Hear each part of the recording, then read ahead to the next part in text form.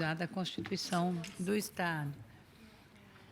Então, eu gostaria de perguntar para a secretária, pode ser informal para cumprir o artigo? Para ela ficaria com essa função já? Porque Tá. ela compareceu. Então, pode. Então, contando aqui com a presença da deputada Érica Malunguinho, com a deputada doutora Damares, que não é mais membro desta comissão, mas convido também Vossa Excelência para ocupar uma cadeira aqui na nossa mesa. E vamos aguardando, se chegar mais deputadas e deputados, eles vão participar da nossa reunião. Então, secretária, a senhora fica à vontade para fazer sua explanação e depois a gente vai bater um papo aqui, ok? E eu queria... a senhora vai usar aqui vai projetar alguma coisa ou não? Não? Pedir para o pessoal do som, tem um microfone sem fio, porque esses... Eu ia sugerir. Tem microfone, senão. Tem um microfone sem fio ali, por favor? Eu sento aqui, a gente troca. Tá bom, então não precisa.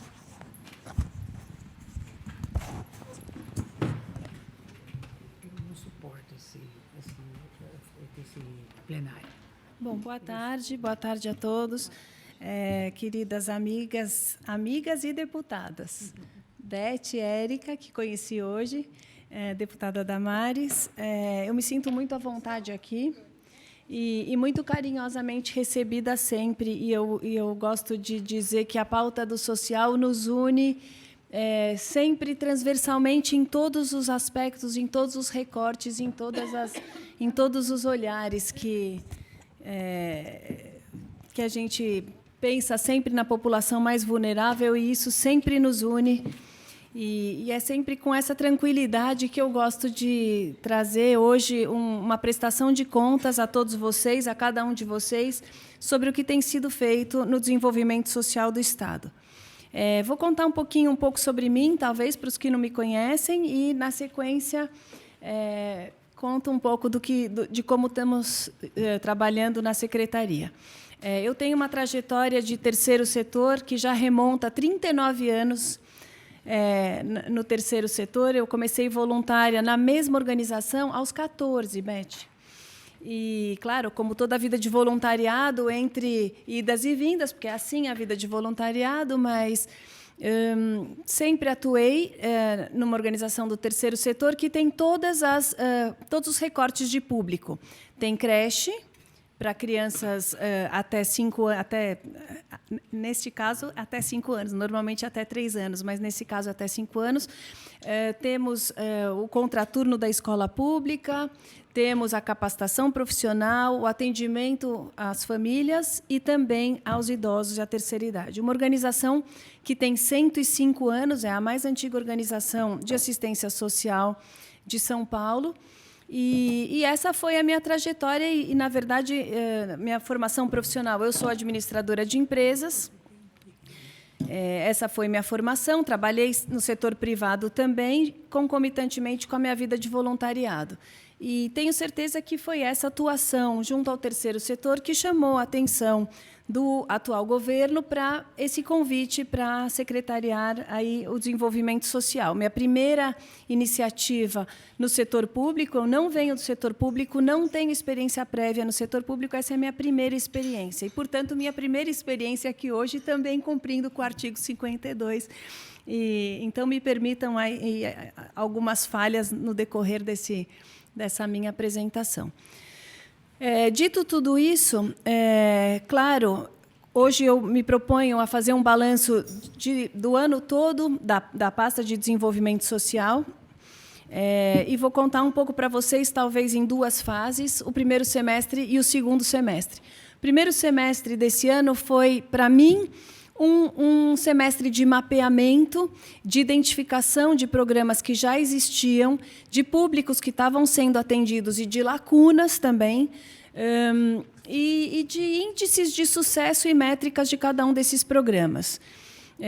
Conhecê-los mais profundamente e pelo Estado inteiro foi um grande desafio para alguém que não vinha do setor público e não conhecia todas essas particularidades, especialmente numa extensão territorial como a do Estado de São Paulo.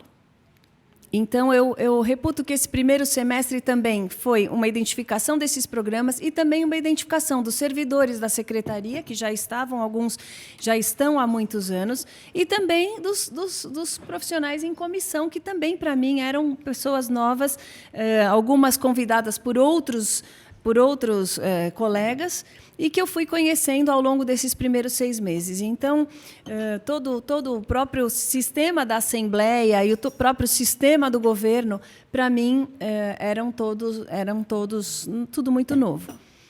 Passado esse primeiro semestre, e nesse ponto eu tive também grande ajuda do Conselho Voluntário de Gestão. O Conselho Voluntário de Gestão é uma iniciativa desse governador, de implantar em todas as secretarias um conselho de gestão voluntário, pro bono, convidado pelo secretário. São pessoas que o secretário convida para apoiá-lo, para instigá-lo, para provocá-lo em algumas questões.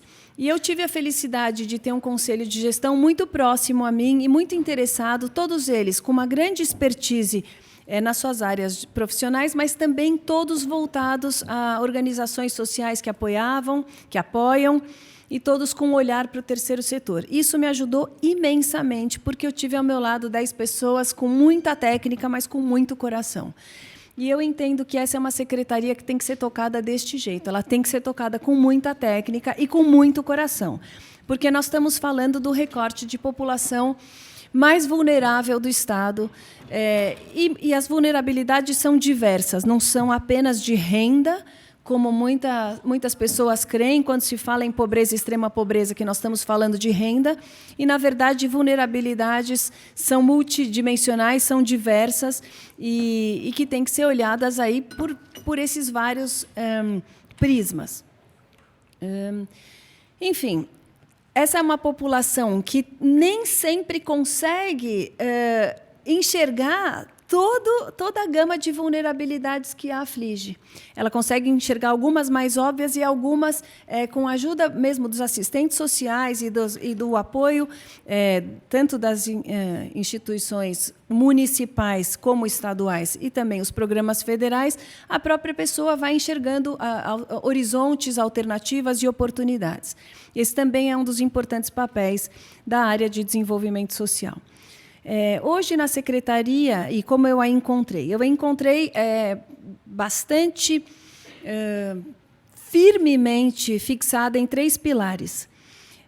Claro, assistência e desenvolvimento social, o nosso principal base de atuação, mas também uma área robusta de segurança alimentar e nutricional e uma área sobre políticas de drogas e álcool. Para cada uma dessas frentes, encontrei alguns bons programas, uns mais a maior parte bastante antigos, e que eu vou discorrer um pouco rapidamente, só para que vocês consigam mapear o que é a Secretaria de Desenvolvimento Social, para depois a gente entrar um pouco mais nos números.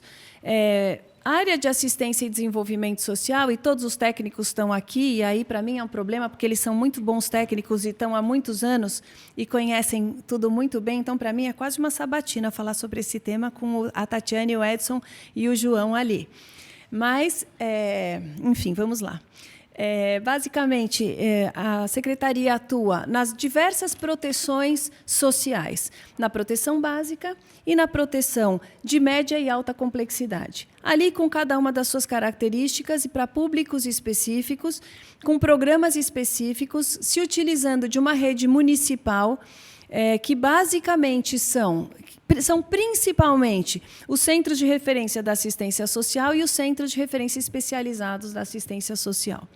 É uma rede grande, uma rede muito grande de equipamentos pelo Estado inteiro, absolutamente capilarizado, em 100% dos municípios. Se não me engano, acho que tem um que não tem CRAS e alguns não têm CREAS, mas que alcança todas as populações em vulnerabilidade em termos geográficos.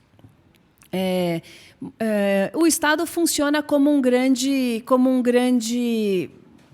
vamos dizer, intermediário entre os valores que são repassados a nível federativo e os municípios que fazem a execução, e o Estado funciona muito, Beth, como claro, complementa o recurso, mas capacita os técnicos e fomenta toda essa troca de informações, de técnicas e de novas técnicas e de novos conhecimentos entre os técnicos da assistência social, e também faz o que tem que ser feito pelo Estado, que é o monitoramento e a vigilância socioassistencial. Então, basicamente, aqui nós estamos falando da área de assistência e desenvolvimento social. A área de segurança alimentar e nutricional, os senhores conhecem muito bem, são 2 programas muito famosos e muito queridos pela população. Nós estamos falando aqui do programa Bom Prato e do programa Viva Leite, 2 programas que fazem 20 anos esse ano. O programa Viva Leite distribui leite in natura, graciosamente, para populações em vulnerabilidade, também por todo o Estado e também região metropolitana de São Paulo. O programa Bom Prato são refeições de alto valor nutricional, são 1.200 calorias por refeição, café da manhã, almoço, em algumas unidades, jantar, por R$1 desde o lançamento desse programa. Um programa que é também, como o Viva Leite, altamente subsidiado pelo Estado e que proporciona uma alimentação de uma qualidade incrível, assim como o leite também não é um leite que se encontra em prateleira, é um leite fortificado. O Bom Prato, igualmente, é extremamente robusto em termos de segurança nutricional e alimentar.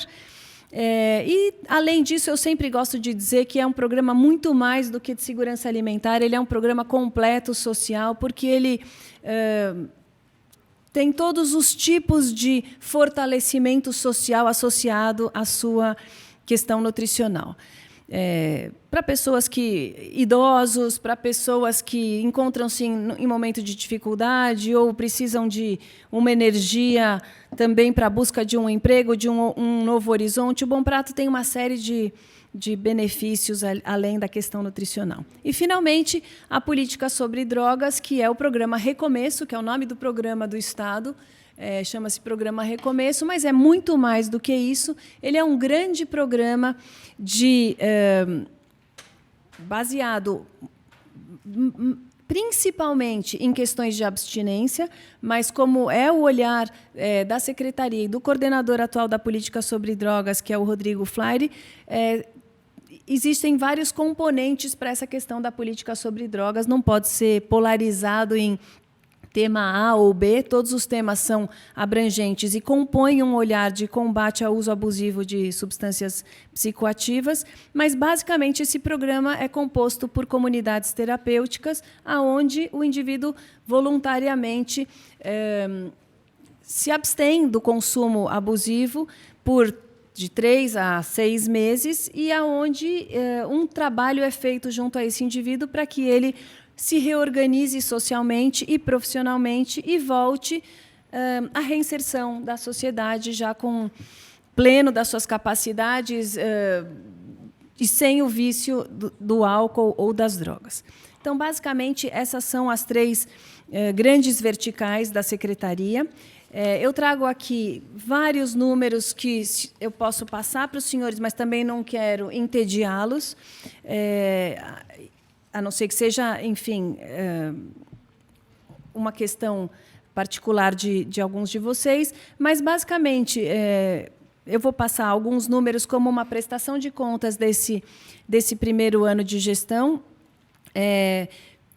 principalmente nos números metas que batemos e que conseguimos alcançar em termos de execução na Secretaria. Então, falando agora da proteção básica, nós conseguimos acrescer em 23% o número de CRAs neste ano de 2019, lembrando a todos que todas essas metas cumpridas são índices de grande sucesso para nós, porque nós contamos com um orçamento que, ao chegarmos na Secretaria, já estava desenhado e delimitado. Portanto, todos esses índices de alcance, eu parabenizo a equipe que, muito empenhada e muito bem preparada por planos previamente feitos pela mesma equipe que já estava lá, foram sendo executados E num ano, enfim, que pelo menos da parte da secretária, eu posso garantir que era tudo novo. Da parte dos técnicos que já estavam lá, eles mantiveram seus planos, suas metas e conseguiram fazer a execução.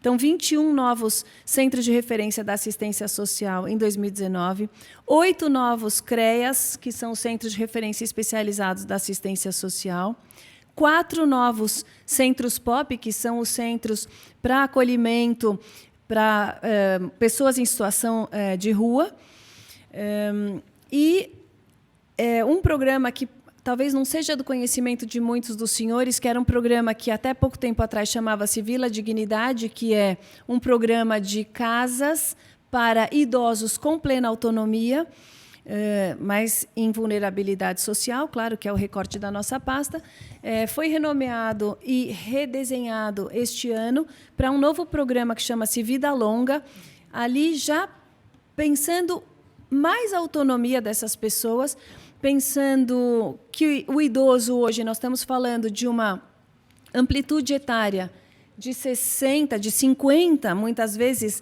mas de 60 anos até 120 anos, uma amplitude etária muito grande e que precisa ser repensada a cada momento. E o Vida Longa vem ao encontro desse pensamento, que é enxergarmos o idoso com as várias capacidades que ele tem, uma delas, neste caso, de grande autonomia para morarem sozinhos e tem ali sempre a organização social que faz parte desse programa, que faz a gestão, mas muito mais a gestão de zeladoria e de um cuidado como um parente que está ali por perto, mas dando plena autonomia para esse idoso. São casas mobiliadas, completas, com quarto, cozinha, banheiro, lavanderia.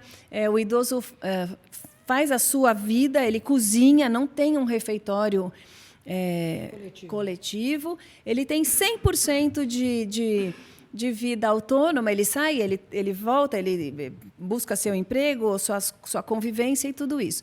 E o Vida Longa, agora, para 2020, será implantado em novos municípios. 6 novos municípios já estão previstos, como Barretos, Bauru, Bragança Paulista, Santa Bárbara do Oeste, São José do Rio Pardo e São Roque. Eu sou uma fã e uma entusiasta de todos os temas ligados à longevidade. Eu acho que é um tema que a gente precisa olhar com bastante atenção, considerando as questões demográficas que estamos vivendo. E eu acho que pensarmos a questão da longevidade nos vários recortes nos permite proporcionar políticas um pouco diferenciadas para as faixas etárias, e eu acho que o Vida Longa é exatamente esse olhar. Na questão da segurança alimentar, especificamente do programa Bom Prato, 2 novas unidades inauguradas este ano, uma já foi inaugurada e uma será, se Deus quiser, agora em dezembro. A que foi inaugurada foi São Bernardo e a que será inaugurada em dezembro será Cubatão. Cada uma delas para 1.200 refeições, se eu não estiver enganada, né, Temes? 1.200 refeições no almoço, mais 300 cafés da manhã, uma delas com 300 jantares. E já para 2020, uma previsão de novas unidades como Itapevi, Ribeirão e Presidente Prudente. No programa Viva Leite, também boas notícias. Eu fico muito feliz de poder compartilhar boas notícias, porque é sempre um desafio no desenvolvimento social e é um desafio em cada uma das secretarias fazer a gestão do orçamento de maneira a conseguir números de conquistas e números de aumentos. E nós sabemos que a demanda social sempre cresce, e então nós todos ficamos muito felizes na secretaria de poder proporcionar conquistas. O programa Viva Leite é um programa com seus vários desafios. O principal dele é a logística num estado como esse, muitos beneficiários espalhados por um estado deste tamanho.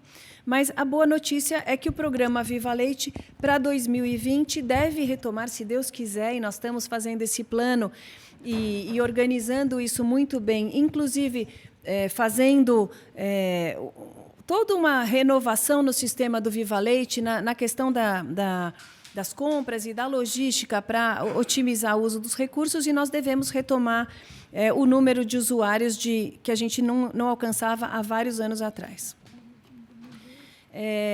Enfim, temos uma outra boa notícia, e essa eu reputo a várias questões, que é na questão da longevidade, um programa que já existia há alguns anos, que é o programa São Paulo Amigo do Idoso, que é basicamente a implantação de centros de convivência por todo o Estado, para idosos independentes, no caso dos centros de convivência, e com um pouco mais de dependência no caso dos centros-dia. E eu explico quais são as diferenças e as nossas conquistas nesse sentido. O centro de convivência é um espaço um pouco menor, onde os idosos passam meio-dia fazendo atividades de sociabilização, de requalificação, muitas vezes uma atividade nova, uma habilidade nova, não importa, e muitas vezes é lazer, mas tudo isso compõe todas as questões de evitar isolamento, evitar depressão, evitar questões de saúde e também de aprender uma nova habilidade manual e um novo amigo. E eu brinco que até muitos namoros saem nos centros de convivência, porque, como diz minha mãe, que tem 85 anos, o coração nunca envelhece. Meu pai tem 95 anos, então eu acho que ela está certa. E o centro-dia tem uma qualidade um pouco diferente, ele é um pouco maior e ele acolhe os idosos para o dia inteiro, não apenas para meio-dia, portanto, eles fazem sua refeição principal ali na hora do almoço e tem um período de descanso. O centro-dia tem um formato muito inteligente, que é um formato de garantir autonomia, um pouco mais de autonomia, um pouco mais de condição financeira para a família, que numa família muito vulnerável, o cuidador do idoso normalmente é o filho ou a filha desse idoso, que muitas vezes precisa parar de trabalhar para cuidar e olhar esse idoso. Então, o centro-dia permite que esse filho ou filha, ou, enfim, o parente responsável, possa voltar à sua atividade profissional e, com isso, equalizar o orçamento da família.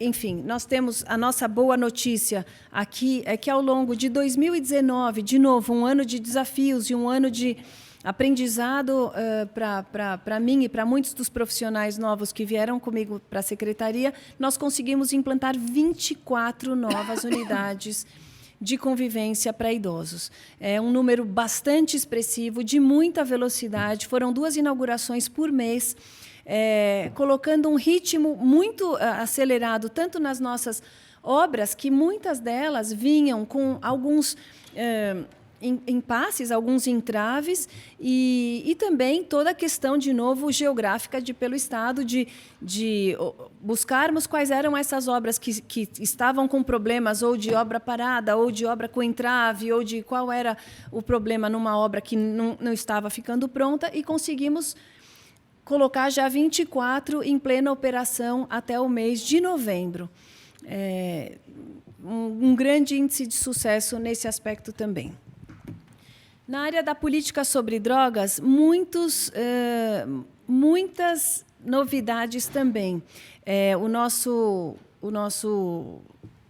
coordenador responsável é engenheiro e trouxe na sua equipe uma série de engenheiros e matemáticos e pessoas que pensam estatísticas e tudo isso. E tudo isso também traz um componente interessante, porque a gente começa a olhar a área de humanas com um pouco mais de exatas. E tudo isso ajuda e compõe um olhar matemático, um olhar de desempenho, um olhar de métricas, que eu acho que é uma coisa extremamente importante na área de desenvolvimento social. Dito isso, todas as comunidades terapêuticas que faziam parte do programa foram mapeadas, foram reavaliadas com base no tempo de permanência desses usuários nas comunidades terapêuticas. Depois você me fala como é que eu estou de tempo, tá? Eu já estourei meu tempo? Mais uns 5 minutinhos. 5 minutos eu encerro. Fizeram todo um mapeamento dessas comunidades terapêuticas com base na permanência das pessoas ali, e vendo qual era o índice de sucesso. Quer dizer, pessoas que logo se distanciavam da comunidade terapêutica logo voltavam para cenas de uso. As comunidades terapêuticas que tinham mais possibilidade de reter essas pessoas tinham melhor índice, e as pessoas já não reincidiam tanto no uso abusivo. Então, por isso que eu digo que essas questões de estatística e de métricas caíram muito bem para um problema tão delicado e com tantas frentes como esse problema do uso de drogas, mas que deu um panorama muito interessante. Além disso, visitas presenciais para todas as comunidades terapêuticas, deram um mapeamento muito interessante de que tipo de técnica cada uma delas usavam e quais eram os índices de sucesso maiores e menores. Foram feitas muitas capacitações regionalizadas, muitas viagens e, de fato, esse programa, de novo, para 2020, eu tenho certeza que nós teremos mais boas notícias para trazer para os senhores, além das questões de qualidade, teremos métricas ainda de sucesso que vamos poder dividir. Eu acho que, com isso, eu abordei todos os temas da secretaria e espero ter trazido boas notícias na nossa área social, que eu sei que é uma área que toda a população, todos os governantes, todos os deputados e todos os cidadãos desejam boas notícias, e nós sabemos que quanto mais difícil, quanto mais complicada é a situação econômica, maior a demanda social. Então, a área de desenvolvimento social está sempre aumentando conforme a dificuldade econômica, mas nós estamos confiantes que trouxemos bons números, um entusiasmo da equipe, e aqui eu quero mencionar muito carinhosamente cada um dos membros da equipe que está aqui presente. Vou começar pela Simone Malandrino, que é a coordenadora da área do desenvolvimento social da pasta, uma pessoa também arquiteta, também da área de exatas, também esse componente importante. O Edson, uma pessoa que eu admiro imensamente, não só pela tecnicidade, mas pelo carinho e real envolvimento com o ser humano que ele tem, dá para perceber isso, como ele fala e como ele atua. A Tatiane também, há muitos anos à frente da proteção básica e também uma técnica, uma craque. João Rafael, todos há muitos anos, mas pessoas com muita motivação pelo que fazem. João Rafael, um crânio, aí tem muitas coisas ainda que precisa me ensinar e me passar, mas também um entusiasta. Rodrigo Flari, já mencionei, o nosso coordenador da área de drogas, aí, nosso engenheiro. A Carla, uma pessoa especial. A Carla tem várias especialidades, mas ela é uma pessoa que eu conheci, que eu tive uma profunda admiração por uma especialidade específica aí na área das drogas e dos leilões, e, enfim, todas essas questões. Luiz Facuri também trabalha no gabinete, um jovem aí formado em tantas faculdades que eu nem sei dizer quantas, muito craque. E o Guilherme também aqui conosco no gabinete, também outro jovem formado em várias frentes, também tem contribuído muito comigo. A Temis, a nossa musa aí do Bom Prato, pessoa que conhece muito bem o Bom Prato, junto com a Rita, que não está aqui hoje, tem feito um trabalho lindo à frente do Bom Prato há muitos anos, e o Marco, esse jovem que está à frente do programa Viva Leite. Portanto, qualquer pergunta, os técnicos estão aqui, podem responder, mas acho que nós trouxemos boas notícias. Obrigada. Obrigada, secretária Célia, obrigada pela sua presença aqui na comissão.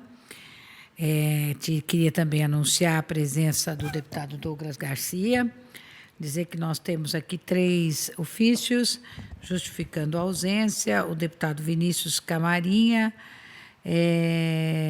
que assina pelo deputado Rafael Silva, que não pôde estar presente. Aqui também, esse aqui eu não sei quem é, porque eu não conheço. Do Wellington Moura. Tá, é que o chefe de gabinete dele que assina, ou um assessor. E o Gil Diniz. Então, 3 deputados que não estiveram aqui, mas que justificaram a presença.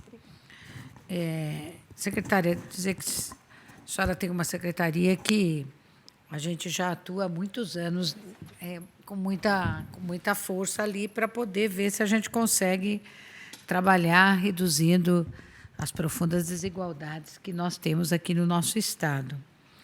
E eu vejo sempre com muita apreensão que, ao longo dos anos, a Secretaria de Desenvolvimento Social vem perdendo, infelizmente, investimentos, como outras secretarias também perdem. Mas de 2014 até 2020, a secretaria, que tinha um orçamento de 0,50, hoje, para o orçamento agora que chegou, para a Lua que chegou, de 0,37.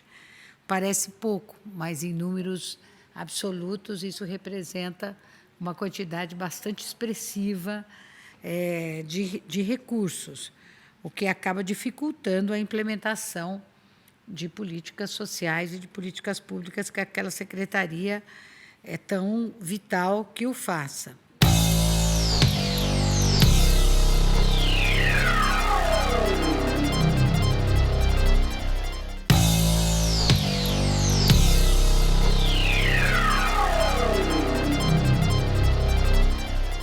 Eu tenho algumas perguntas para lhe fazer e, se ela não tem problema para nós, que a sua assessoria e os seus técnicos da secretaria respondam.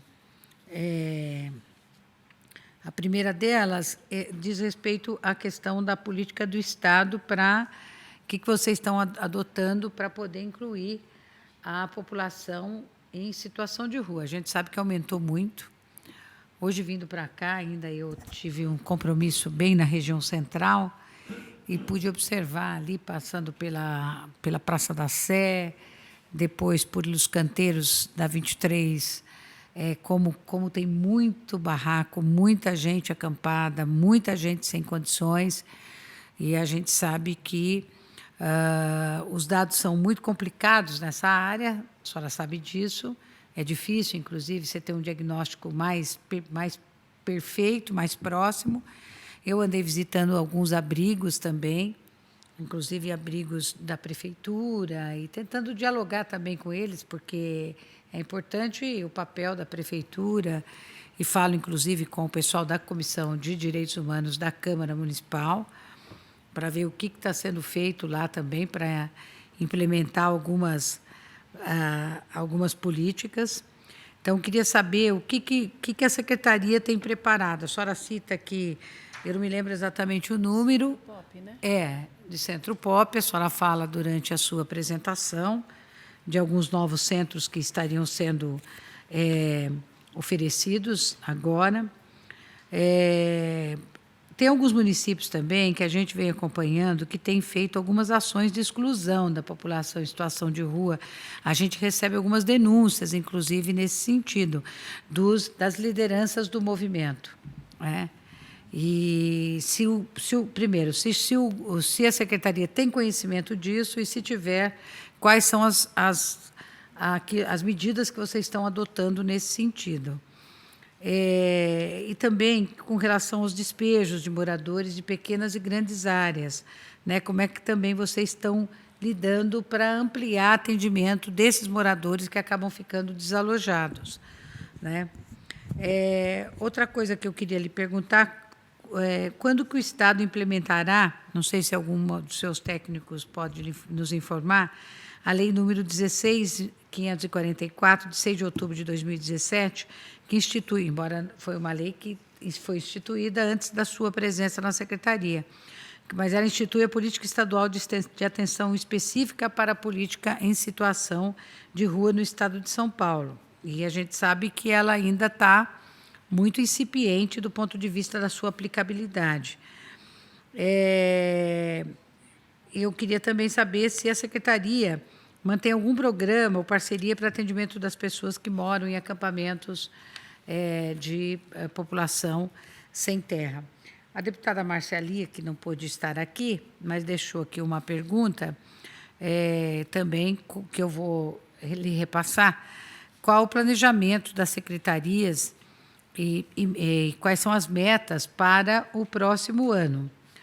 E eu queria lhe dizer, tem alguns investimentos neste ano que, infelizmente, não foram empenhados, mas não foram totalmente liquidados. E nós já estamos no dia 10 de dezembro. Entre eles, o Ação Jovem, que foi empenhado 52,87%, mas foi liquidado apenas 50,35% pelos dados que nós temos. Se houver diferença nesses dados, o Renda Cidadã, que é um importante programa também, sobretudo nessa época de maior desemprego, etc., teve empenhado 74,39%, mas teve empenhado só 58,06%. E isso vale para... Isso é até que mês, Beth? Isso nós temos até dia 9/12/2019, portanto, até ontem. Né? Então, pode ser que tenha alguma diferença nesses números, não tem problema, estamos aí para poder esclarecer. Aí vai o Viva Leite também, São Paulo Amigo do Idoso, que a senhora citou, 2 programas importantes. A revitalização da... Bom, esse aqui não tem nada, na verdade, tinha R$100 mil, mas não foi empenhado nada, é muito pouco ainda a ação, muito pouco recurso. A senhora também cita da questão de alguns programas que essa secretaria tem, que eu considero importantíssimo, como, por exemplo, o programa Recomeço, né? Onde ele foi exclusivamente centrado nas comunidades terapêuticas. As comunidades terapêuticas fazem um trabalho importante, que eu também considero importantes, mas a resolutividade, muitas vezes, dessas comunidades terapêuticas, às vezes, não atende e não atinge os percentuais que a gente gostaria de ver atingido. Muito embora a gente sabe também que não é uma tarefa tão fácil assim, a recuperação de dependentes químicos.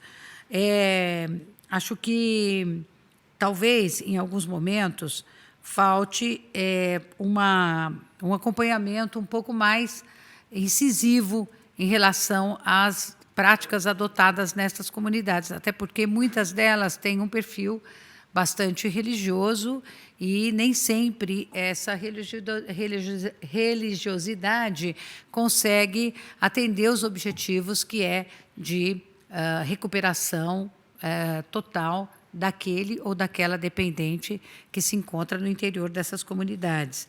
Então, eu acho que caberia, você que é o responsável, caberia talvez um diálogo mais estreito. Eu não sei se a secretaria tem condições para isso, se tem pessoal para isso, para poder acompanhar melhor esses trabalhos e talvez até estabelecer algumas metas a serem atingidas, não só no sentido quantitativo, né? Porque às vezes pode chegar para vocês, olha, nós realmente recuperamos aqui, fizemos aí, mas precisa talvez checar isso com um pouco mais de rigor, com um pouco mais de presença, para poder ver se essas práticas que a secretaria adota, se tem, de fato, conseguido obter os resultados necessários, que eu acho que isso é muito importante.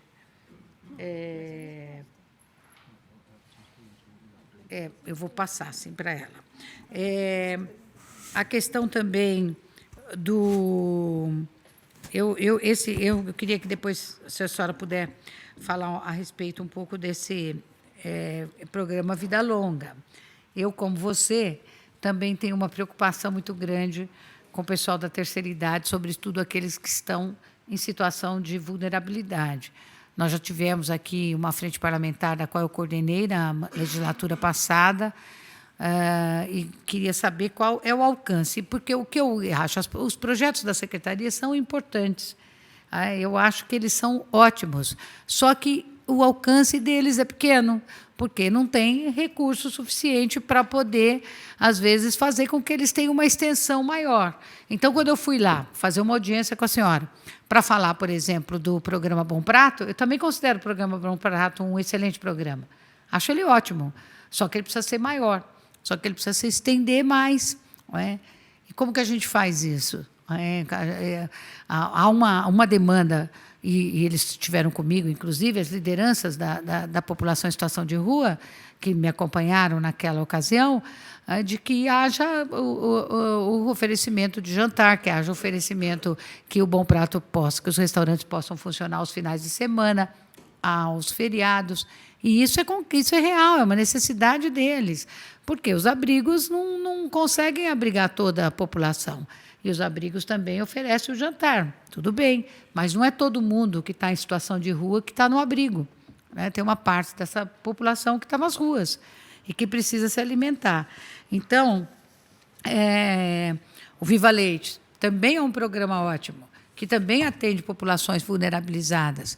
Mas, se você for um pouco mais generoso no Viva Leite, você teria que aumentar a quantidade de pessoas beneficiárias. Não é? Porque, em épocas de crise, vocês sabem, aumenta muito as demandas da secretaria. Então, eu particularmente, até pela minha formação como psicóloga, né, que sou, essa é a minha profissão, eu estou deputada, mas sou psicóloga, e sempre tive uma preocupação muito grande nessa área. E acho que a gente precisa fazer um esforço, e não vai aqui, uma crítica não é pessoalizado isso, né? Quero deixar isso sempre muito claro. Reconheço que os sucessivos secretários que por lá passaram fizeram esforços no sentido de melhorar os investimentos daquela secretaria, mas precisa, de fato, a gente tentar ver se sensibiliza, inclusive agora, na votação do orçamento. Eu tenho conversado bastante com o Alex, deputado Alex, para que a gente possa tentar ver se consegue tirar um pouquinho daqui, um pouquinho da acolá para jogar, para poder ampliar o alcance desses programas. Então, isso que eu gostaria de deixar. Tem mais algumas questões, mas a deputada Damares também precisa sair, diz que gostaria de lhe fazer uma pergunta, então, por favor. Boa tarde, presidente. Boa tarde, secretária Célia Parnes, meu colega deputado Douglas Garcia, todos que nos assistem, os técnicos.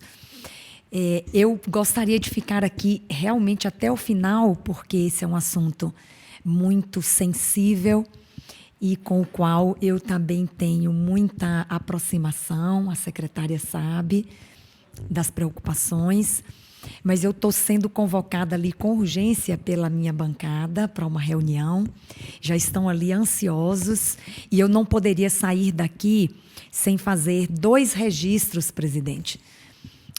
Eu estive ontem no Palácio dos Bandeirantes, quero aproveitar, inclusive, para cumprimentar a secretária, não é, pelos convênios, 193 convênios assinados na tarde de ontem com municípios e entidades de assistência social, não é, destinando aí 12 milhões de reais para fortalecer a atuação destes municípios e dessas entidades no campo da assistência social.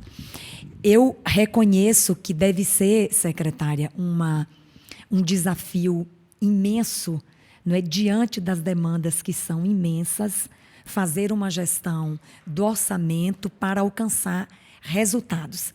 E eu tenho acompanhado e quero cumprimentá-la porque eu sei que você tem transformado o pouco em muito. É uma multiplicação, não é, do recurso, é uma multiplicação das ações, porque a secretária ela tem uma sensibilidade fora do comum para as questões sociais, e eu já vi você se emocionar em algumas oportunidades quando fala do que é preciso fazer e do que está sendo feito. Você tem entusiasmo, você coloca o seu coração e a sua formação e a sua capacidade. Não é? É uma secretária que nos orgulha aqui no estado de São Paulo, como toda a equipe do secretariado do governador João Dória. Então, eu quero cumprimentar, porque eu sei que houve um esforço da sua parte, da sua equipe, para que estes convênios fossem assinados no dia de ontem. É uma retomada vigorosa, de destinação de recursos para a assistência social, naturalmente contando também com uma parceria importante aqui com os deputados, não é, da Assembleia Legislativa. Eu tive a alegria de, pelo menos, um daqueles convênios, não é, ter sido uma destinação de uma emenda do meu mandato.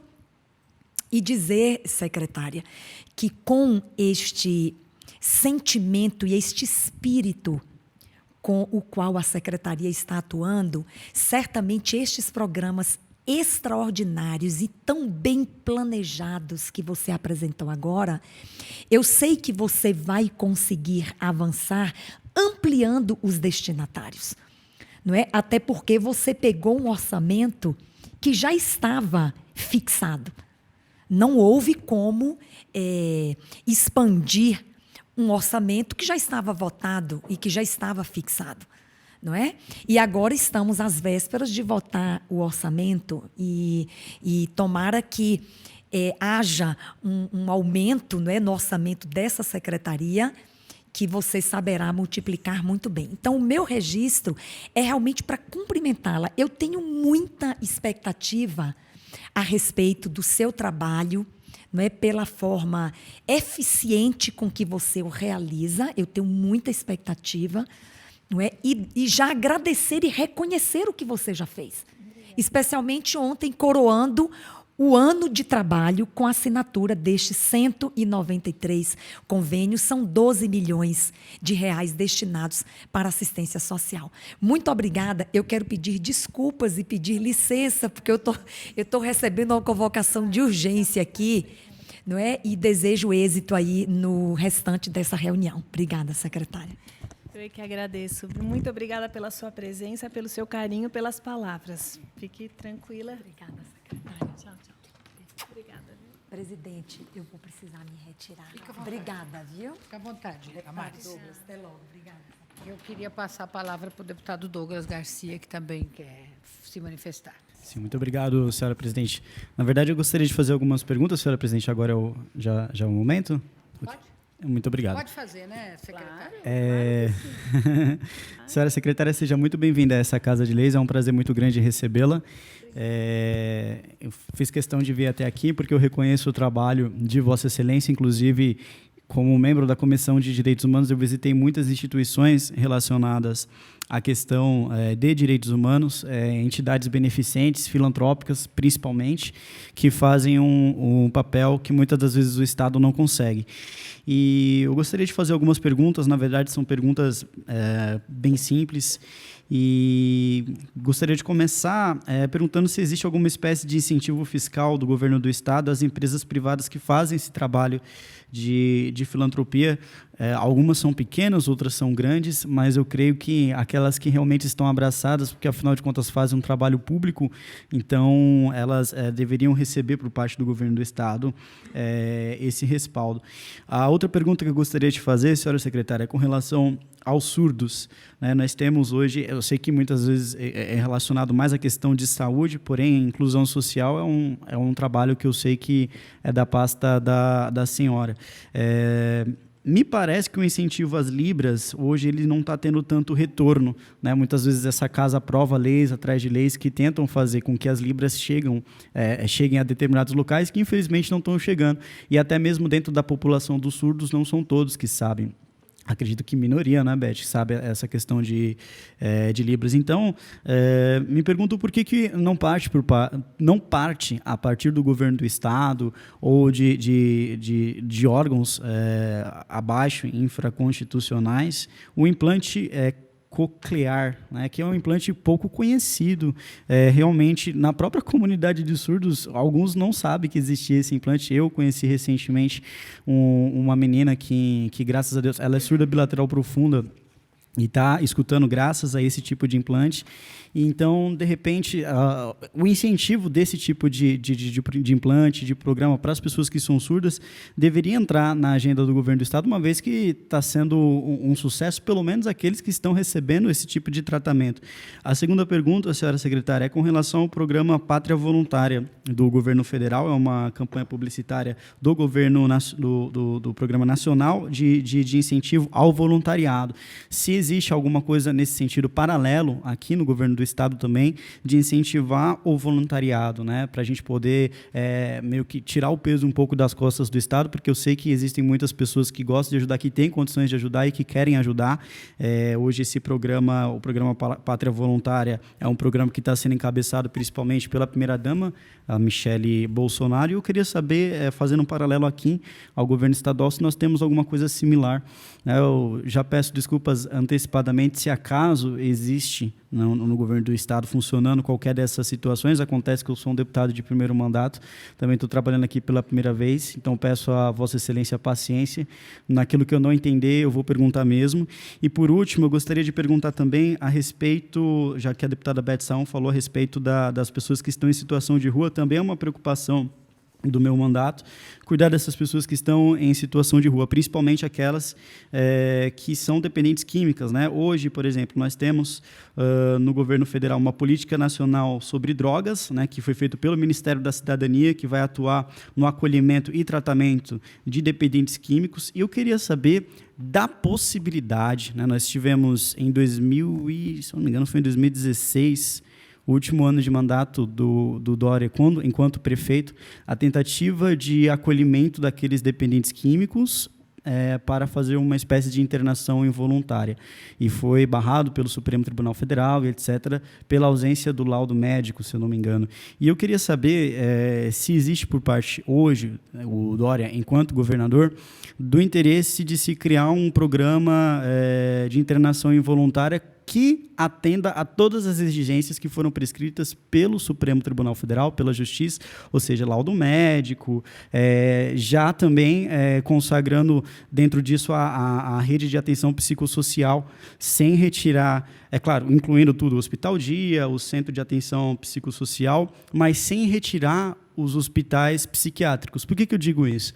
Porque eu fui visitar um hospital comum, né? Eu visito muitos hospitais, e vi pessoas que têm alguns problemas deficientes mentais sendo tratadas no mesmo espaço que as pessoas que estavam, por exemplo, tinha quebrado uma perna, estava com o osso lá para fora, esperando uma cirurgia, esperando ser atendido. Então, se você coloca uma pessoa que ela tem uma dependência mental, se você coloca uma pessoa que tem uma deficiência mental num local comum como um hospital convencional de atendimento às pessoas que estão ali feridas, muitas vezes com ferimentos graves abertos, visivelmente, né, você atrapalha mais do que ajuda, né? Olhando a condição psíquica da pessoa, você atrapalha muito mais do que ajuda.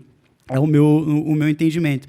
Então, é claro que tem toda essa questão de tortura e etc., sou radicalmente contra, porém, o fechamento sumário de hospitais psiquiátricos que vem acontecendo também no Hospital de São Paulo e colocando as pessoas em hospitais convencionais não me parece a melhor solução para poder resolver esse problema, né? Então, eu pergunto a Vossa Excelência se a gente pode manter também os hospitais psiquiátricos, só que num nível maior de observação, de fiscalização, combatendo, sim, qualquer tipo de questão de tortura, mantendo também o CAPS, o Hospital Dia e tudo aquilo que a rede de atenção psicossocial preconiza nas leis federais. Essas são as minhas perguntas. Agradeço a senhora pela paciência.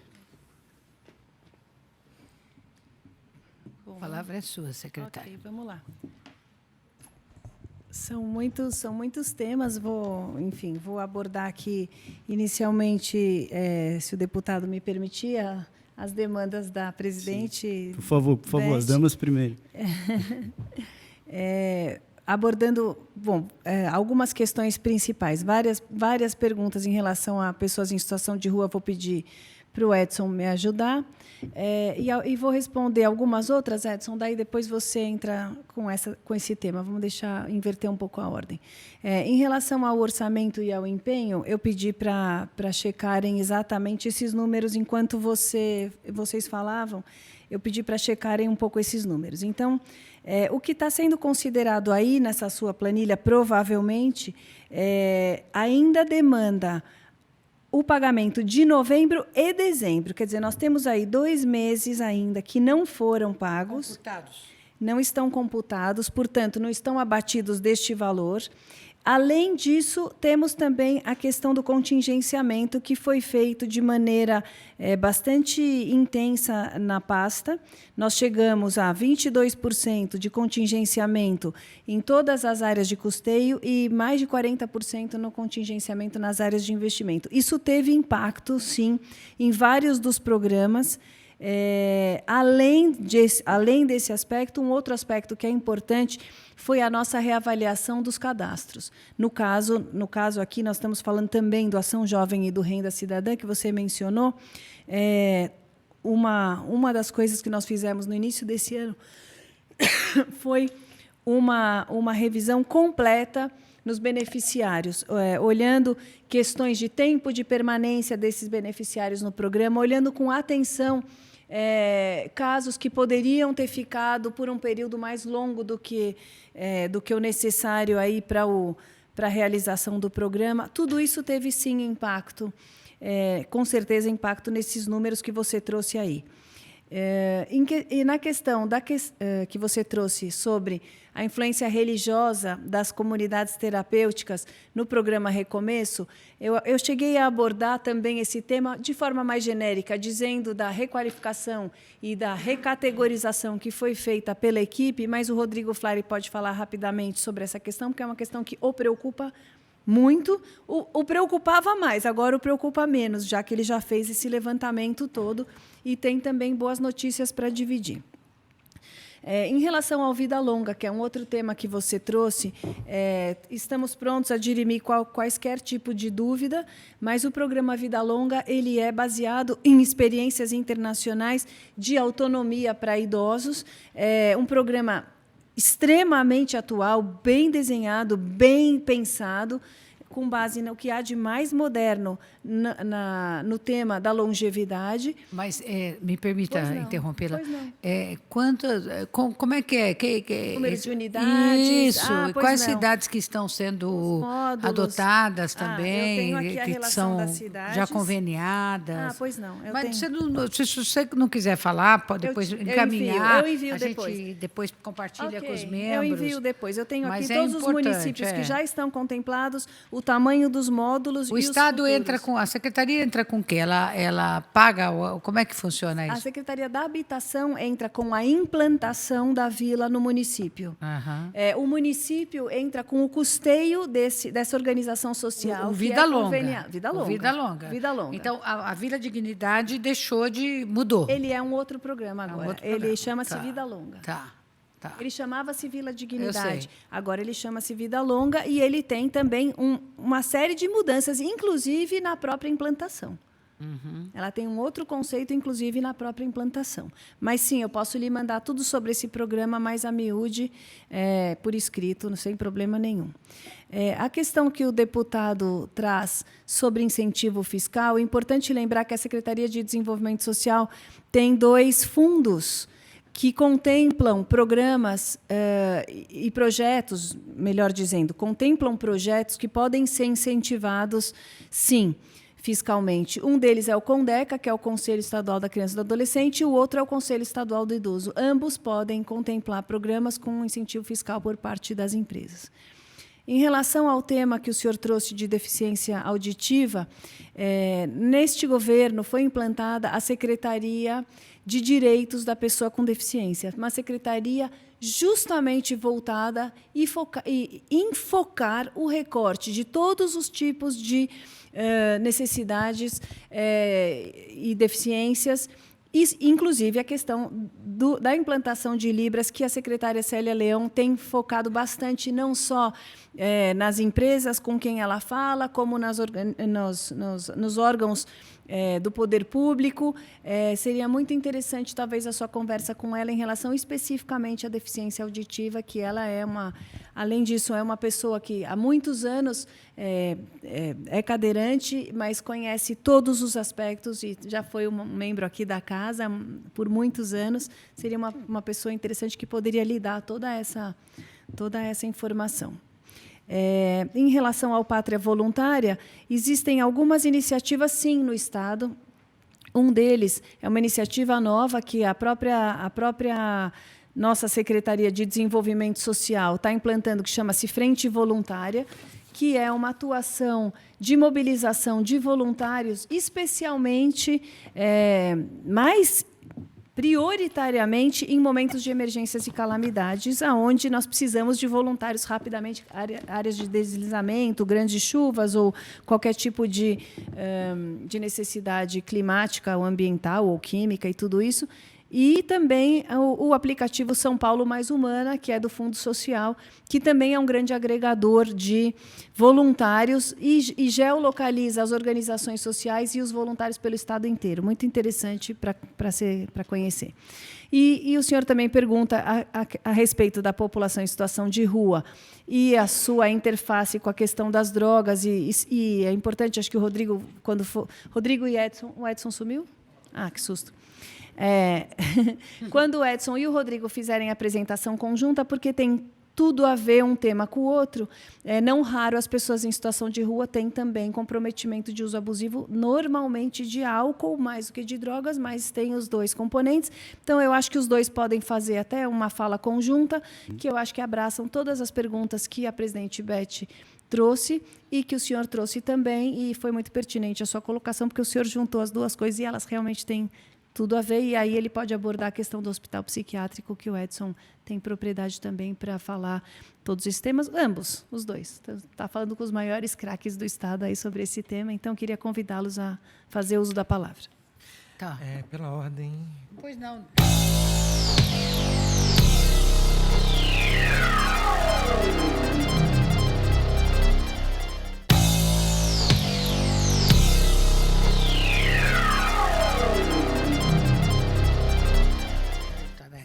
Primeiro eu queria... Está funcionando aqui? Sim? Está funcionando. Ele está baixinho, mas está funcionando. Oi. Tá. Primeiro eu queria me desculpar porque eu tive que ir Teve uma audiência com os secretários de Educação e Cultura e eu tinha que levar uma questão para ele que diz respeito a uma das questões que eu ia trazer aqui, mas eu acho que ela foi mais produtiva lá, que diz respeito ao massacre de Paraisópolis, a questão do funk. Acho que é uma questão mais de cultura mesmo. Enfim, acho que até isso foi sanado. Então, eu vou me ater. Eu acho que a Secretaria de Desenvolvimento Social é uma secretaria importantíssima. Ela pontua e afirma objetivamente, né, para um Estado, para uma comunidade, que existe um problema, né, de desigualdade, de desequilíbrio, né, de desarmonia social em curso. E como a senhora falou, que não diz respeito só à condição econômica, as vulnerabilidades não partem só disso, elas dizem respeito, por exemplo, a deficiências, diz respeito a identidades étnico-raciais, de gênero. Eu acho que, nesse sentido, a existência de uma secretaria em si já é muito pedagógica, inclusive para muita gente que tem, às vezes, uma opinião, uma ideia enviesada sobre esse processo de reparação e de equidade que é necessário, né? Como a própria Constituição diz, que sujeitos e sujeitas em desvantagens, em situação de desigualdade, merecem tratamento diferenciado para que haja a equidade. Então, acho que ela é pedagógica porque ela afirma a necessidade dessas reparações. Eu vou me ater a um tema que é muito caro para o nosso mandato, que é onde nós criamos uma frente parlamentar, que é em defesa da população de rua.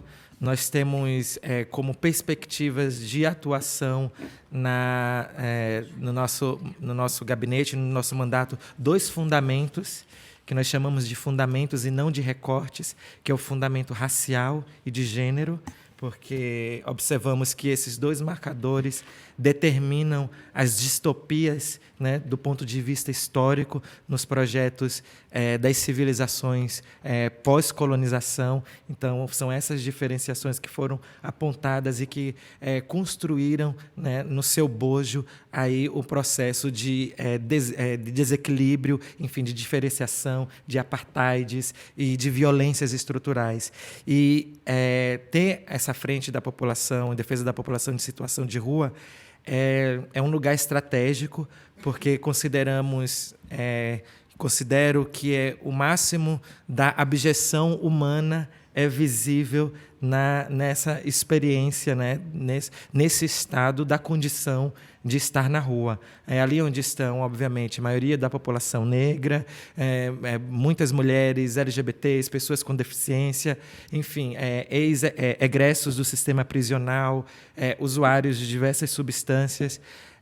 Enfim, vou ficar aqui, que eu quero muito ouvir a explanação dos oradores sobre a condição e a situação da população de rua, uma vez que isso é um tema muito caro. Um dos últimos dados que tive acesso, inclusive à reivindicação de uma das lideranças, é que toda vez que a gente ia falar da população de rua, quem foram as pessoas que a senhora mencionou que iam explanar em seguida? O Edson e o Rodrigo Flair. Aqui, tá.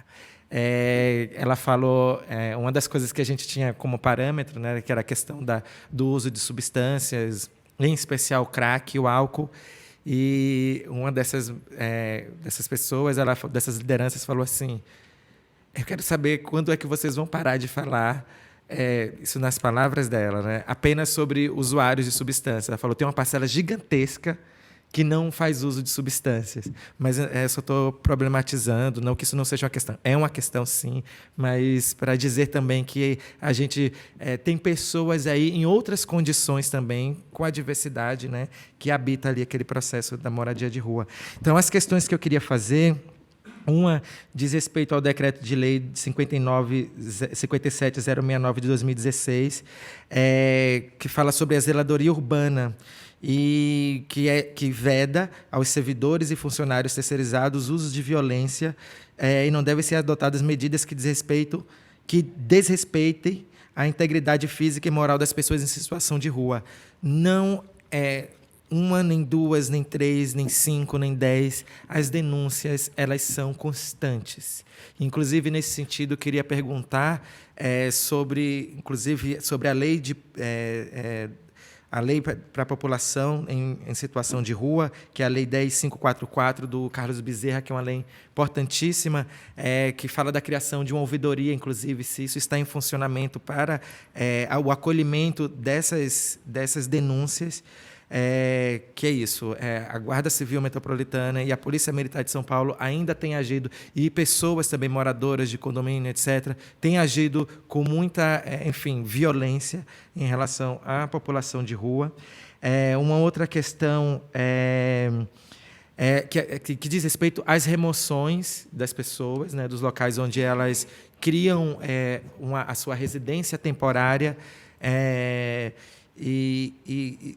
fala exatamente sobre essas remoções. As pessoas elas criam essas residências temporárias e as remoções elas estão sendo feitas de forma arbitrária, com a remoção dos pertences e etc. E na lei é previsto que haja um cadastramento das pessoas para atendimento, saúde, habitação e alternativas de moradia. E essas remoções estão acontecendo sem esse cadastramento, que fere, inclusive, essa sentença favorável pelo Tribunal de Justiça de São Paulo. Uma outra questão diz respeito também a essa lei do Carlos Bezerra, que é uma lei que eu me debruço muito, embora ela tenha muitos vetos, né, que é da política estadual para a população em situação de rua, tem muitas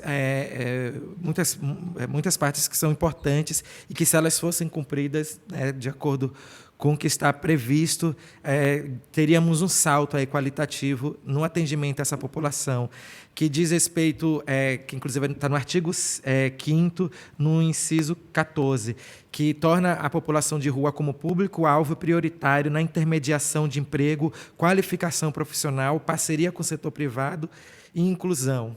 Então, é uma questão que já está prevista ali na política estadual para a população em situação de rua. Queria saber se isso, de alguma forma, tem sido viabilizado, essa intermediação, uma vez que deve se tornar prioritária essa população. E, por fim, fazer uma menção,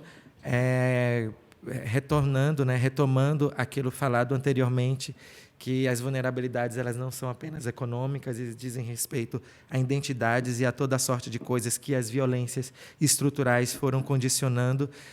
Diz respeito à população LGBT, em especial às pessoas trans. Acho que não é novidade para ninguém, acho que sabemos bem da realidade da população transexual no Brasil.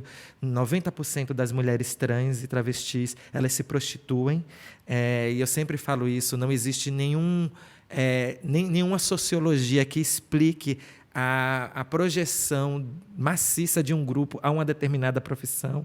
Isso acontece porque é uma compulsoriedade, uma abjeção e uma exclusão sistêmica e estrutural que passa pela família, pela escola e, consequentemente, pelo mercado de trabalho, que condiciona essas pessoas a esse local.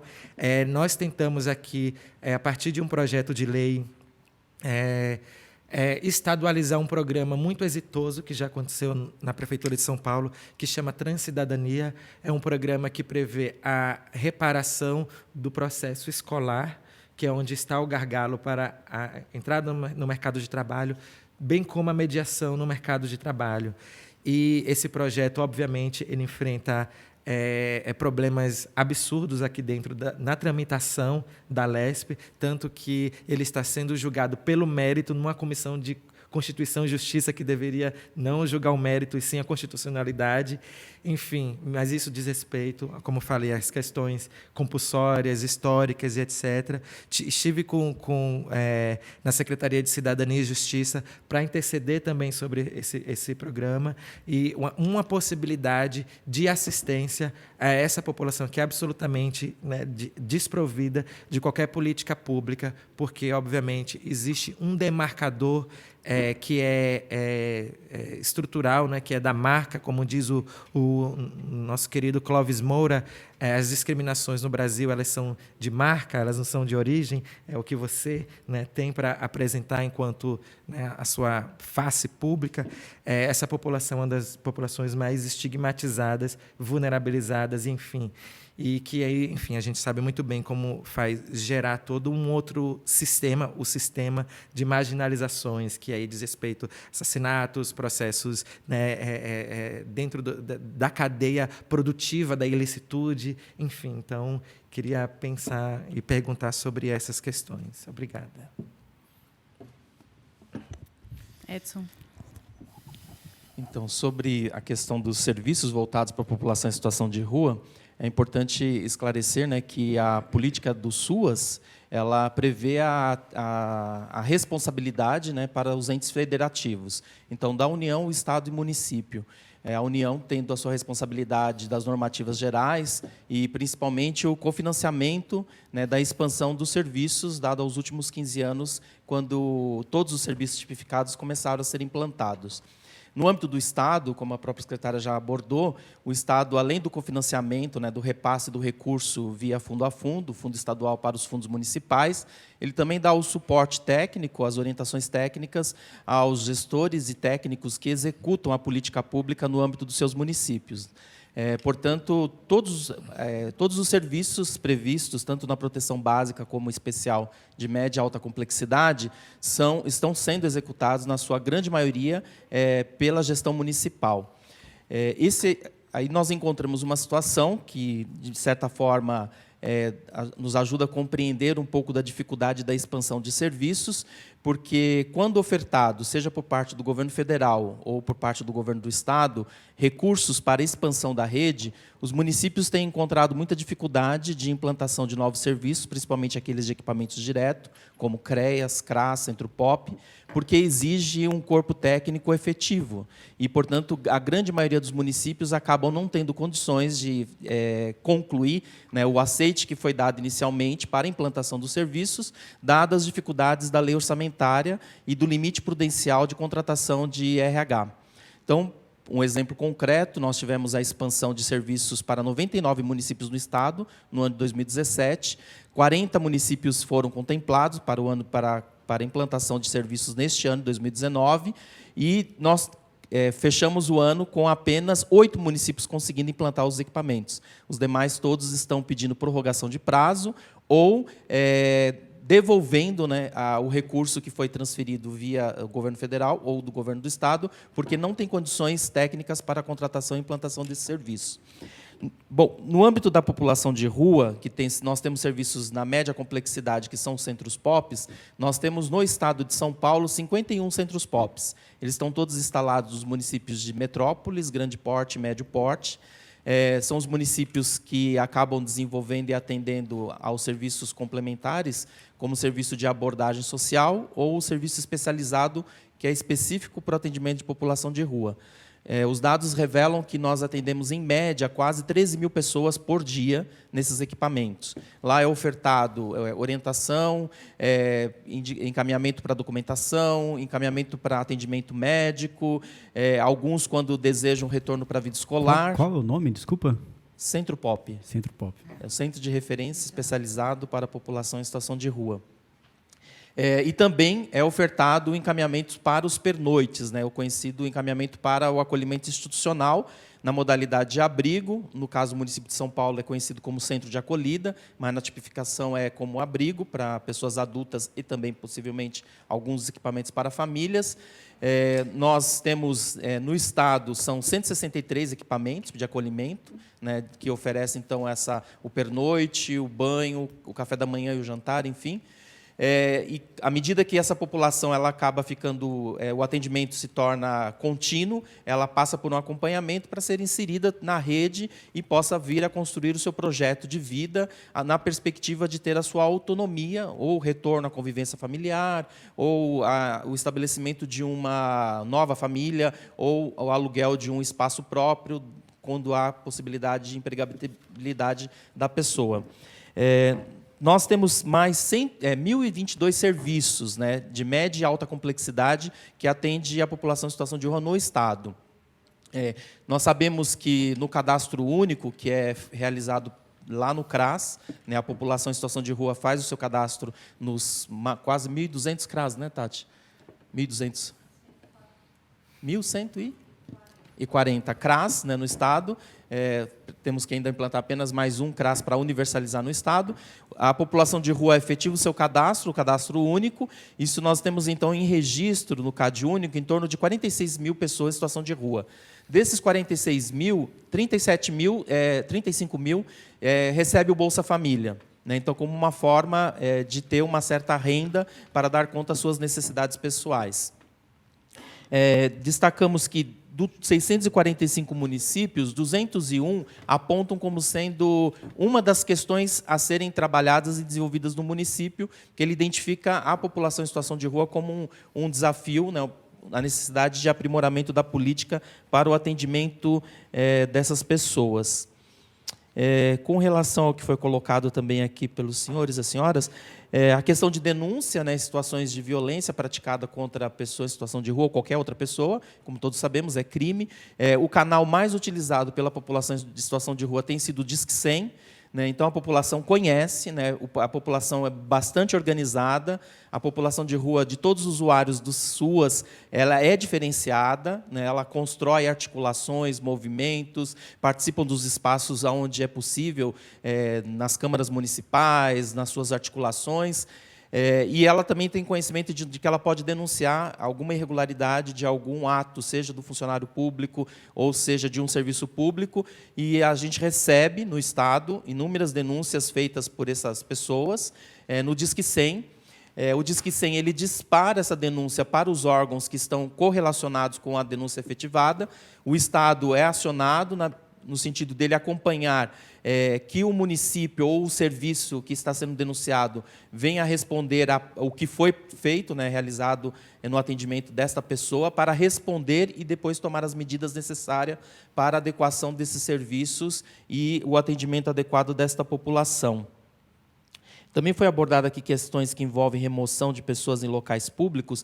Aí, como estamos falando no âmbito do Estado, o Estado ele não tem essa competência, né? A legislação é a legislação municipal. Isso depende muito de cada município, como se dá, né, os procedimentos para a abordagem da população em situação de rua que estão ocupando espaços, se instalando em locais públicos. Essas medidas, então, são adotadas pela própria gestão municipal. Claro que nós do Estado, como fazemos o apoio técnico de forma descentralizada nas regiões administrativas, as 26 DRADs, estamos sempre orientando os gestores e técnicos como se dá esta abordagem e o que é ofertado para essa população, no sentido de que ela não seja desinstalada e nada seja oferecido no sentido de acolhê-la, né, garantir a acolhida e a proteção necessária. Isso, basicamente, do que eu fui anotando das questões que foram colocadas. Ok, obrigada, Edson. Agora você que vai fazer alguma... Como é que você chama? Rodrigo Flaire. Boa tarde a todas e a todos. Sem dúvida nenhuma, na perspectiva de avaliação das comunidades, o indicador que nós construímos, ele é composto por 4 variáveis, né? 3 quantitativas e 1 qualitativa. Vai ser um prazer trazer a minha equipe aqui e explicar para a senhora como a gente desenvolveu esse trabalho e como ele tem se dado. As comunidades terapêuticas, historicamente, elas se tornaram um ponto sensível, muito por conta dessa perspectiva religiosa. O que acontece é que o Estado de São Paulo tem uma preocupação significativa com isso, e hoje todas as comunidades são supervisionadas mensalmente. Então, o programa está baseado no MIROSC, e a gente tem uma organização gestora que supervisiona todas as comunidades e é de nossa responsabilidade acompanhar os relatórios. Então, o que a secretária mencionou hoje nós fizemos uma força-tarefa esse ano para conhecer pessoalmente todas as comunidades e acompanhar como essa supervisão tem sido feita. O que a gente entende é que esse indicador que foi construído vai colaborar com o processo de avaliação.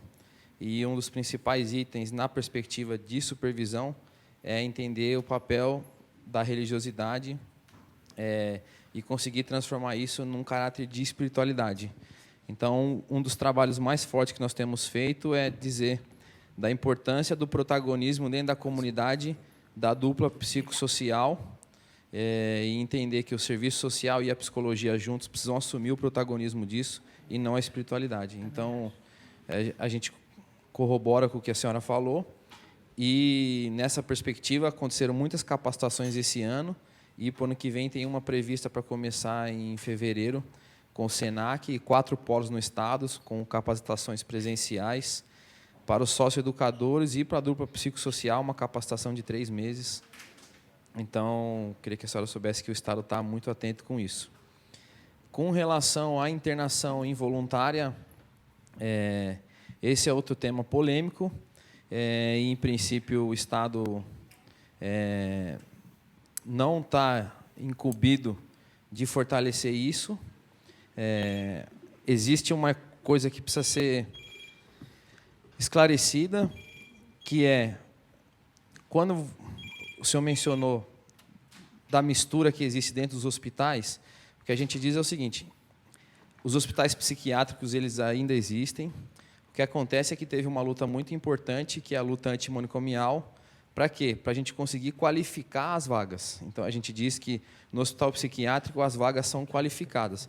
Então, você pode ter uma vaga cuja qualificação seja uma questão de dependência química, e você pode ter uma vaga que a questão é de saúde mental, com algum distúrbio, alguma comorbidade psiquiátrica mais aguda. O que seria essa qualificação das vagas? Então, se o indivíduo está organizado e ele não está num surto psicótico, mas ele está fazendo uso abusivo, independentemente da substância, então ele vai ser enquadrado numa vaga dentro de um hospital para um processo de desintoxicação que dura no máximo 30 dias e ele vai ser enquadrado numa vaga de dependência química. Agora, se ele chega num pronto atendimento de saúde com um surto psicótico, com uma ideação suicida, então ele vai ser enquadrado numa vaga de saúde mental. E aí é uma abordagem completamente distinta. O que pode acontecer, e a gente não pode negligenciar, é que, em alguns casos, essas situações elas acontecem em conjunto. Agora, não necessariamente isso demanda uma intervenção involuntária do Estado. Muito embora, hoje, no Estado de São Paulo, exista o CRATOD, que é o Centro de Referência de Tabaco e Outras Drogas, e lá no CRATOD existe um anexo judiciário para que, se por algum motivo surgir um processo de internação involuntária, ele precisa passar pelo anexo judiciário, que tem lá alguns atores do judiciário, né? Então, a Defensoria Pública está lá, a OAB está lá, a Procuradoria-Geral do Estado estão lá. E, numa análise multidisciplinar, vai ser deliberado quais são os próximos passos. Já aconteceram internações involuntárias, mas, assim, de longe, esse não é o core do Estado e nem é o que a gente está pretendendo ampliar. Não ficou muito claro para mim o porquê a qualificação das vagas exige a extinção dos hospitais psiquiátricos. Não, mas não exige, não. É isso que eu estou dizendo. Os hospitais psiquiátricos, eles existem ainda. Esse seria o objetivo, o princípio do movimento antimanicomial, não? Não. O princípio da luta antimanicomial é o seguinte: muitos indivíduos, embora padeçam de alguma questão de saúde mental, têm condições de estar reintegrados à sociedade. Ainda que eles tenham limitações, deixa eu dar um exemplo. Assim, quando a gente era mais novo, a gente falava dos mongoloides. E hoje a gente fala em síndrome de Down. E quando a gente estuda a síndrome de Down, a gente sabe que existe um aspecto com menos autonomia e mais autonomia. A saúde mental passa pelo mesmo processo. Então, algumas pessoas têm menos autonomia, outras pessoas têm mais autonomia. Quando elas têm mais autonomia, é importante que exijam um esforço da administração pública para elas serem reintegradas à sociedade. Quando elas têm menos autonomia, aí nós temos as residências terapêuticas, que não são as comunidades, são residências, e aí que podem assistir esse usuário com mais qualificação. Então, o que eu quero dizer com qualificação da vaga é o seguinte: qualquer pessoa que tem uma questão de saúde, ela vai passar por um equipamento da saúde, seja ele um equipamento de saúde municipal ou estadual. O médico responsável vai fazer uma avaliação para dizer, nós estamos dizendo de uma pessoa aqui que está num quadro de surto psicótico. Então, essa pessoa precisa de uma intervenção. Pode ser que, após essa intervenção e utilizada uma medicação, ela apresente um quadro de dependência química. Então, após a estabilização desse quadro, ele vai ser encaminhado para um hospital para fazer um processo de desintoxicação, que hoje o protocolo estadual é de no máximo 30 dias. Então, tudo isso acontece num hospital psiquiátrico. E nós podemos citar alguns aqui na cidade de São Paulo e no estado, que tem parcerias com o governo estadual. Então, não é que os hospitais não existam, é que existe uma intenção de identificar quais são as necessidades de internação. Não necessariamente todos os quadros eles são indicados para internação. Entendi. E para isso a RAPS ela existe, né? A Rede de Assistência Psico... Isso. A RAPS existe e as comunidades terapêuticas elas fazem parte dessa RAPS. Sim. E a última pergunta que eu tinha feito relacionada a esse tema é o atendimento das pessoas que têm deficiência mental ou com problemas relacionados às drogas em hospitais convencionais de saúde, hospital geral, né? Se de repente existe um incentivo, alguma propensão do governo do estado em a gente separar isso, né? Aquilo que for atendimento voltado à questão de saúde mental, não misturar com atendimento de saúde geral, porque às vezes a pessoa chega no hospital geral para poder ser atendida com determinado problema mental e ela se depara com cenas que, ao invés de ajudar, prejudicam. Eu acho que sim, talvez a gente pudesse acessar a Secretaria de Saúde para a gente discutir um pouco essa demanda e entender em que situação que o senhor verificou isso. O hospital, não é do estado, mas eu verifiquei isso no Hospital Municipal de São Vicente, né? Existe a ala que é cuidar da questão da saúde mental e as pessoas de saúde geral mesmo, né? E eu vi os pacientes acabando de sair da sala operatória, outros esperando ser atendidos, né, ao lado de pessoas em condição de saúde mental degradada, né? Então, ao invés de melhorar a situação do indivíduo, estava piorando cada vez mais, né? Eu levei o Hospital Municipal de São Vicente como modelo porque foi o que mais me chocou, mas eu descobri também que em hospitais gerais existe esse atendimento também de pessoas que estão sofrendo de algum tipo de deficiência mental e me preocupou, porque se todos eles seguissem esse mesmo padrão ou perto disso... Sem dúvida nenhuma, essa não é uma prática do Estado e é isso. Então, hoje no Estado, numa perspectiva de dependência química, independentemente da droga, se é o tabaco, se é o álcool, se são essas drogas ilícitas, a gente tem o CRATOD, que é o centro de referência para isso. O CRATOD faz essa avaliação, ele tem leitos, então ele pode fazer o acolhimento para fazer a avaliação. E nós temos hospitais focados para isso na cidade de São Paulo e no Estado. Então, o Instituto Bairral é um hospital psiquiátrico que tem parceria com o governo do Estado e é especializado em saúde mental. Então, nos hospitais do Estado, posso dizer que essa situação assim, não acontece. Entendi. A última pergunta com relação ao programa de internação involuntária que eu havia citado, que o prefeito de São Paulo, o então prefeito de São Paulo, João Dória, hoje governador, existe alguma perspectiva dele tentar voltar novamente a aplicá-lo? Eu digo porque eu também me preocupo com isso. Eu sei que existem pessoas em situação de rua que não têm condições de permanecer daquela forma, é até desumano, bate bastante na questão de direitos humanos, simplesmente largá-las lá, né? Então, eu estou pensando se o governo do Estado, se existe algum programa, né? Eu pergunto porque antes ele tentou, mas agora, atendendo às expectativas do Supremo Tribunal Federal, de tudo que exige a justiça, né? Seja laudo médico, etc., se a gente pode pensar na possibilidade do governo atuar nessa internação involuntária hoje, dando base para os prefeitos das cidades atuarem da mesma forma que João Dória atuou enquanto prefeito. Em princípio, não. Não é uma pauta vigente. E os dados que nós temos colhido com o processo voluntário, eles têm oferecido uma taxa de sucesso muito maior. Assim. Ok. Secretária, muito obrigada pela sua participação aqui conosco.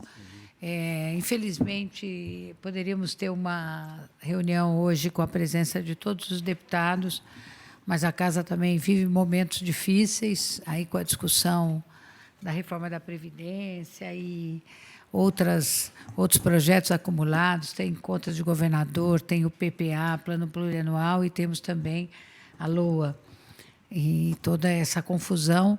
Então, portanto, acho que os mandatos aqui, está todo mundo correndo para lá e para cá. E, enfim, e até para também fazer uma pressão grande para tentarmos ampliar um pouco os investimentos em áreas que a gente considera importante. Hoje de manhã estávamos com o pessoal da cultura discutindo também um aporte maior no PROAC, que é um projeto que tem muita capilaridade pelo interior do Estado, como também conte conosco no sentido de podermos envidar os esforços de aumentar um pouco mais os investimentos desta secretaria, que a gente tem convicção, e acho que as deputadas e os deputados desta comissão, principalmente, da importância de aumentarmos esses investimentos em programas que são importantíssimos.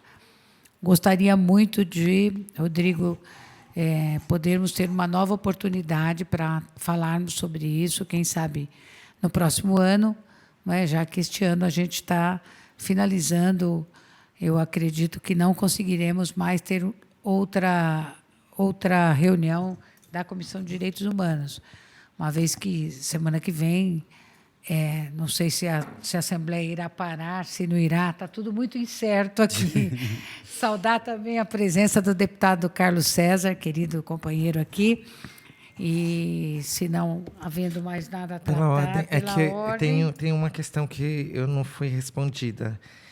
Porque é muita coisa, então acho que acabou baralhando, que é sobre a prioridade no trabalho, a questão da intermediação do mercado de trabalho, que é uma questão já prevista na lei da política estadual para a população em situação de rua, e da questão das denúncias da violência.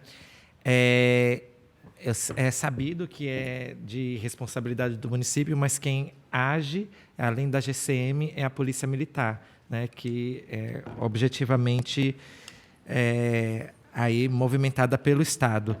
E, além dessas questões de violência de remoção, tinha uma outra que era importante, que eu acabei esquecendo, que era a negação do atendimento nas unidades, nas UBSs, enfim, hospitais, etc. Eu estava até pensando numa perspectiva de ter uma placa nos hospitais, assim como é a placa de elevadores, sabe, que é vedada, sobre discriminação, etc., que é uma demanda também que eles têm trazido, que é o não atendimento em unidades de saúde e a questão do trabalho.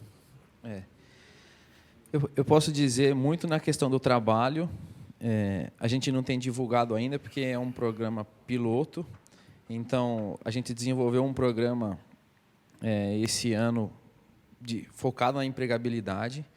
Então, a gente fez já parcerias com algumas empresas da iniciativa privada e também temos, de maneira sigilosa, na nossa secretaria, a contratação de algumas pessoas que estavam em situação de rua.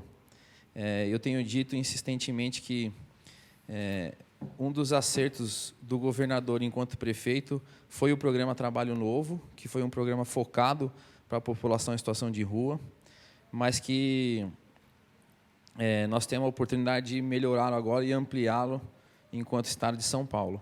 Então, nós estamos estudando como escalonar isso, porque a musculatura que a cidade de São Paulo tem é um pouco diferente dos municípios do Estado de São Paulo.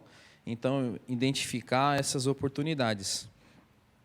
Sem dúvida nenhuma, a população em situação de rua, assim como o Edson mencionou, é um problema sistêmico. A gente tem muitas questões, então, muito embora tenham todos os equipamentos tipificados, como ele mencionou, então o Centro Pop, casa de passagem, nós temos uma política nacional, conseguir oferecer um processo de organização e de saída para essa população é muito complexo. Mas, assim que a gente efetivar esse projeto piloto, que a gente entende que vai acontecer no primeiro semestre do ano que vem, eu acho que a gente pode dar mais notícias nesse sentido. Mas eu queria que vocês soubessem que essa é uma preocupação para nós e acho que a busca de autonomia, assim como nós dissemos aqui que são várias negligências, né? Eu acho que a autonomia também não é só acesso à renda, então essa é uma preocupação da Secretaria. Agora, com relação à Polícia Militar, acho que eu tenho pouco a colaborar, sim. É o que o Edson mencionou, a gente se esforça para estar nos municípios e nos equipamentos, explicando as demandas e as peculiaridades da população em situação de rua. Mas eu não sei assim, o que eu poderia dizer com relação à segurança pública do Estado de São Paulo.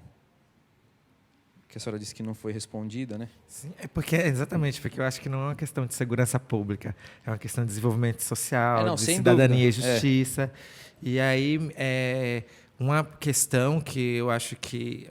Uma questão que eu tenho constantemente, inclusive fui falar com o secretário de Cultura sobre isso, é que a gente tem uma cultura e um pensamento, né, de que tudo se resolve com a polícia. Né? Se é uma questão de educação, resolve com a polícia. Se é uma questão de cultura, resolve com a polícia. Tudo se resolve com a polícia. Né? E, na verdade, o papel da Polícia Militar é outro, que deve ser desempenhado, e é desempenhado de forma produtiva em muitos aspectos.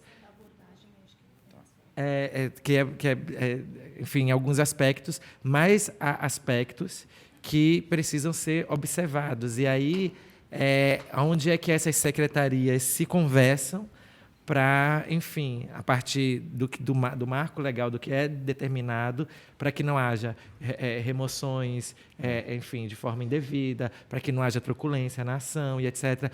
Porque uma coisa que é perceptível, pelo que eu estudo da população em situação de rua, é que todo mundo é tratado como se estivesse na Cracolândia. Não que se na Cracolândia isso devesse acontecer, né? Mas existe um olhar sobre... E muita gente está na Cracolândia por uma questão de segurança.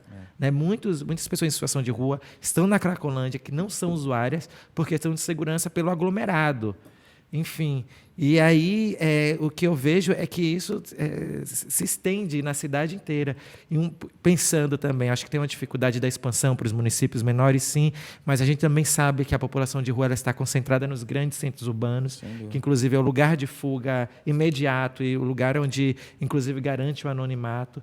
Então, assim, eu acho que isso está acontecendo muito próximo. Acho que nesse sentido a gente concorda.